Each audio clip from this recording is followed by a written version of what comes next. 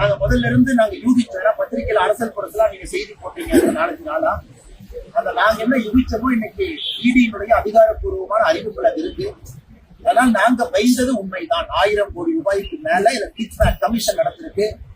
நிச்சயமாக சத்தீஸ்கர், டெல்லியில liquor scam என்ன நடந்ததோ அதை விட பெரிதாக சென்னை லிக்கர் ஸ்கேம் இருக்கும் என்கின்ற ஒரு எண்ணம் எங்களுக்கு இருக்கு. இதையெல்லாம் மறைக்கிறதுக்கு தான் தமிழக அரசு இன்னைக்கு இந்த சிம்பிளை மாத்துறது, வேல்யூவை மாத்துறது, புதுசா ஏதோ ஒரு கண்ணாமூச்சி விளையாடுறதுக்காக நிச்சயமாக வருகின்ற நாட்கள் பூதாகரமாக மாறும். முதலமைச்சருடைய நேரடி பார்வையிலிருந்து அந்த டாஸ்மாக் துறையினுடைய அமைச்சர் இப்ப சிறைக்கு போயிட்டு வெளியே வந்தாரு. வந்த பிறகு மறுபடியும் இது போன்ற நிகழ்வு நடந்திருக்குன்னா முதலமைச்சர் அவர்கள் தமிழக மக்களுக்கு பதில் சொல்ல கடமைப்பட்டு வருகிறார்.